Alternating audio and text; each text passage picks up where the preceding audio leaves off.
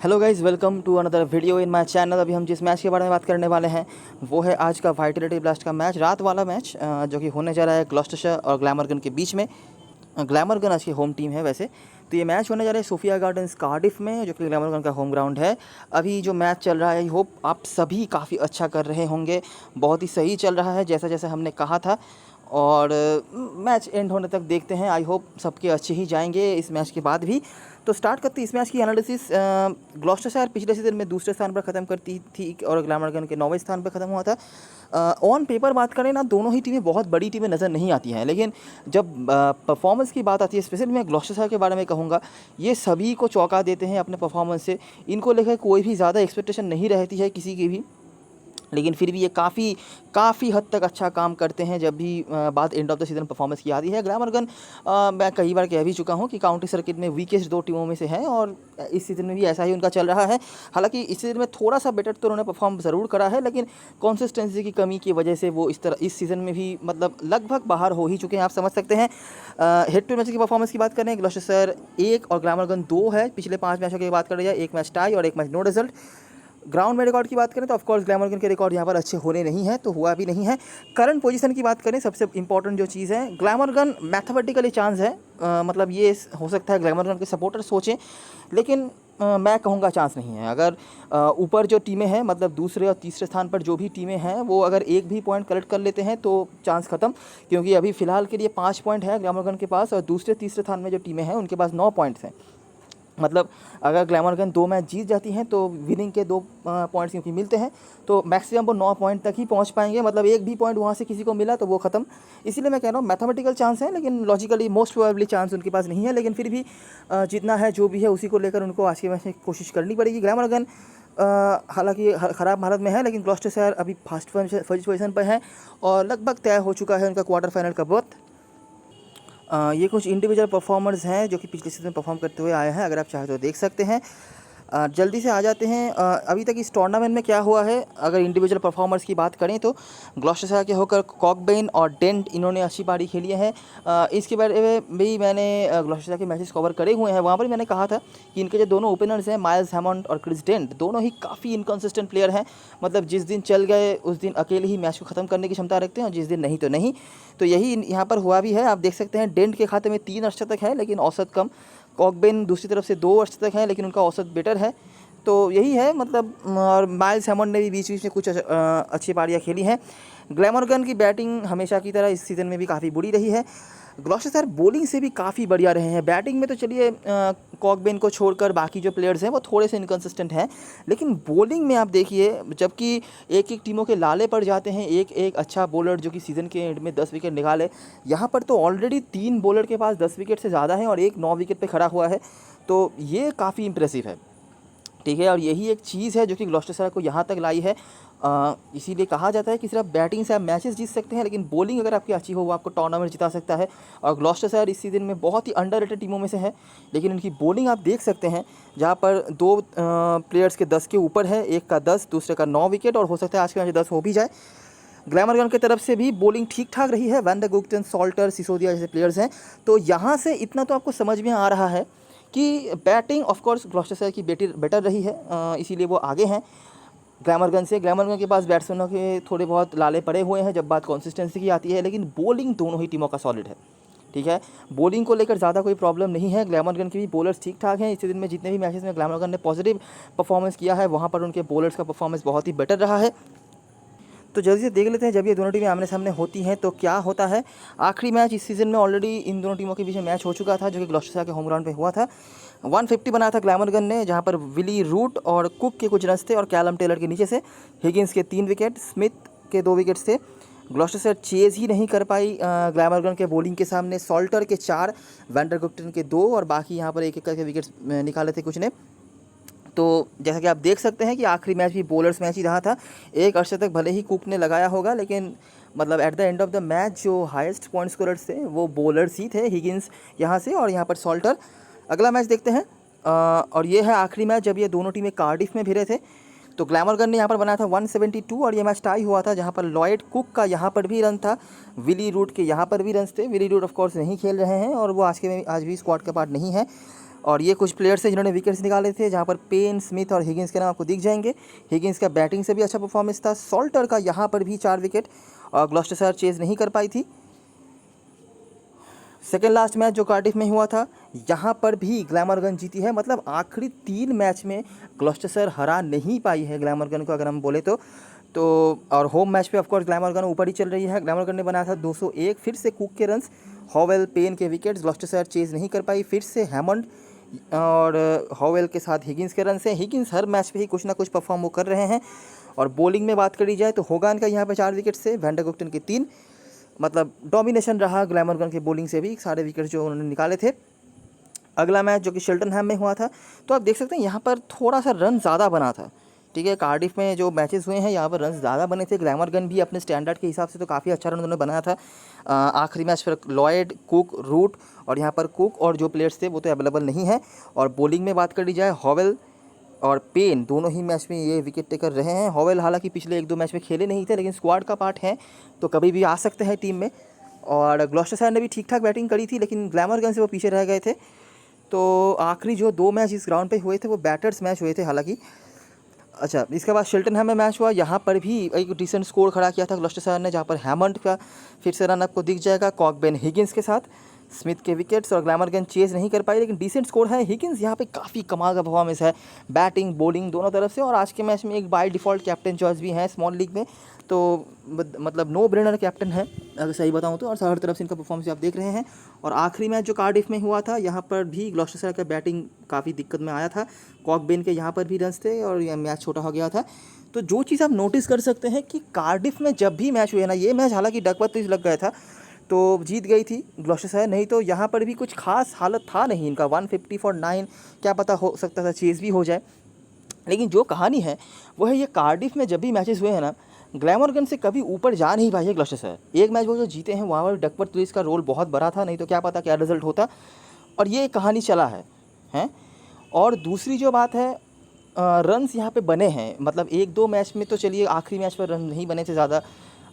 उसके बाद ये वाला मैच आप देख सकते हैं, यहाँ पर भी रन्स नहीं बना था, लेकिन ओवरऑल रन्स यहाँ पर काफ़ी बने हैं, 200 के ऊपर भी बना हुआ है।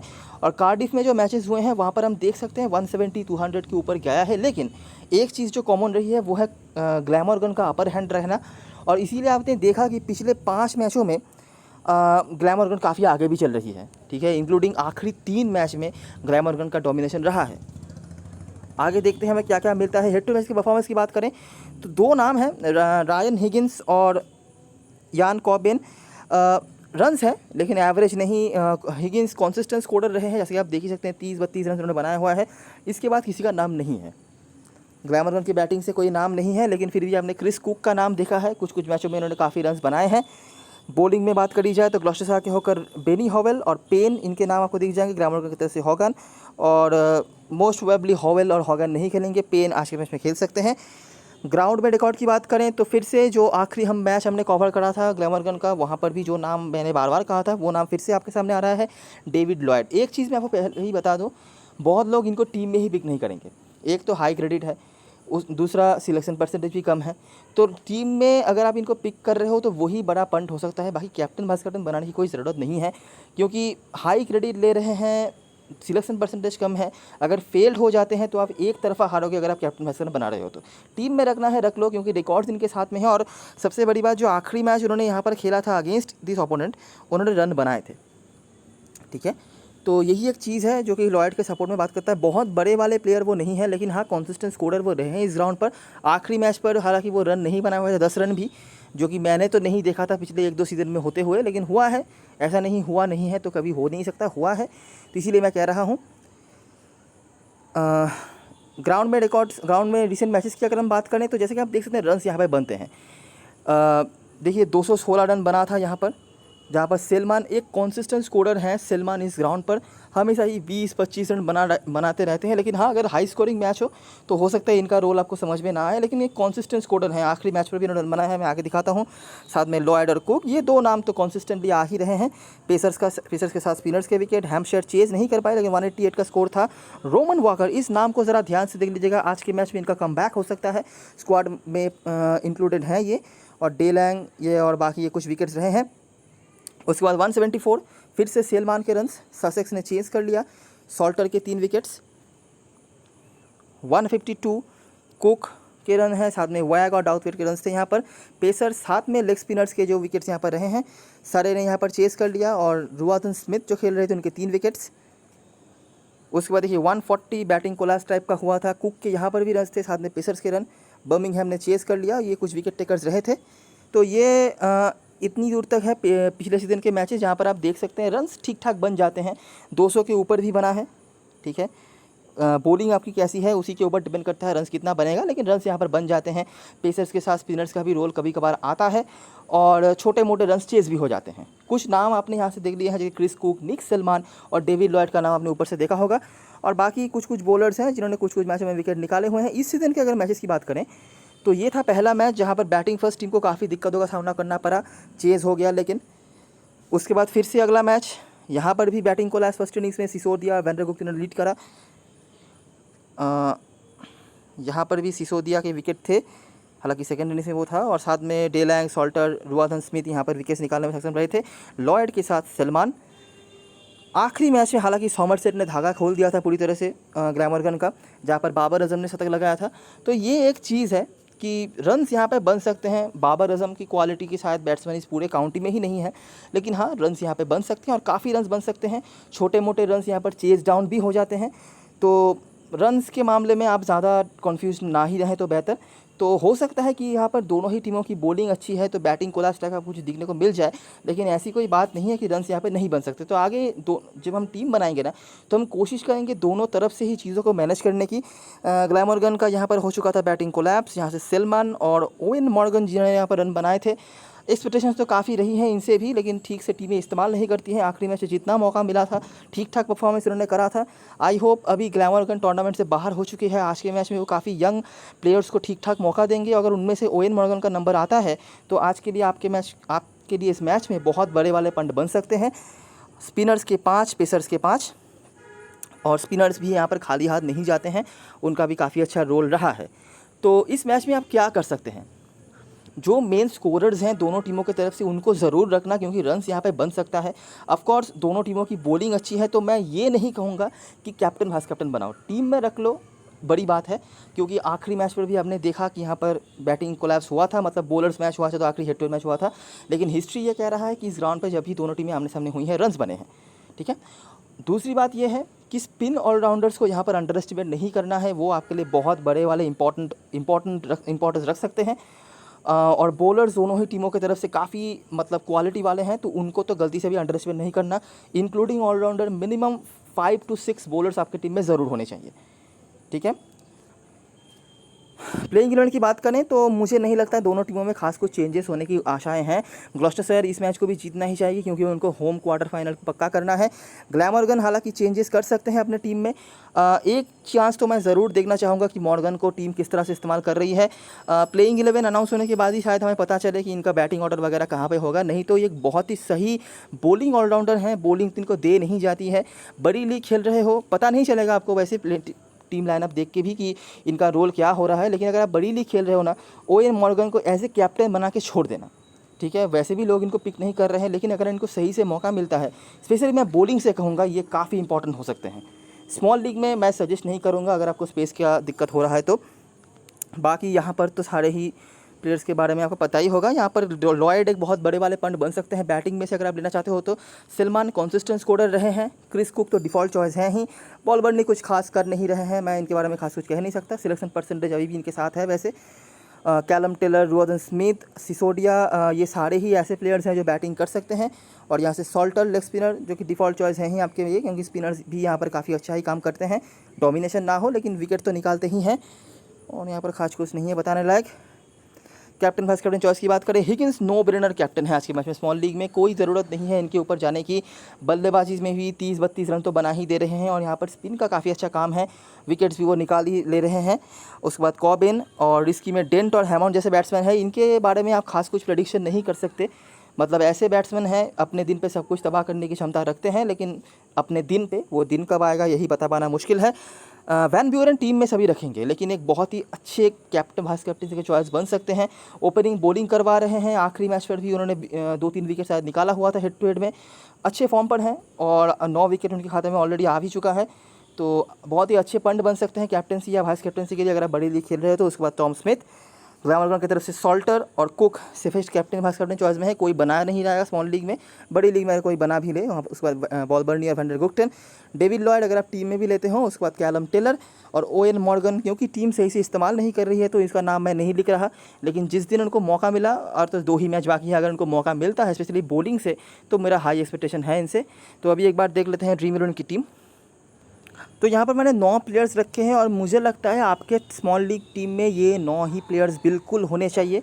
बॉलबर्नी का हालांकि मैं कुछ खास नहीं कहूँगा, लेकिन सिलेक्शन परसेंटेज हाई है और बड़े प्लेयर हैं तो किसी भी दिन अपने आउट ऑफ फॉर्म को इन फॉर्म में बदल सकते हैं। बाकी डेंट बहुत ज़्यादा भरोसा तो मुझे इन पर नहीं है, लेकिन आप इन पर रिस्क नहीं ले सकते। हैमंड भी इसी सूची में आते हैं, लेकिन हैमंड का सिलेक्शन परसेंटेज थोड़ा सा कम है, इसीलिए मैं ज़्यादा कुछ नहीं कह रहा। बाकी बॉलिंग यहाँ पर ग्लैमरगन की काफ़ी अच्छी है।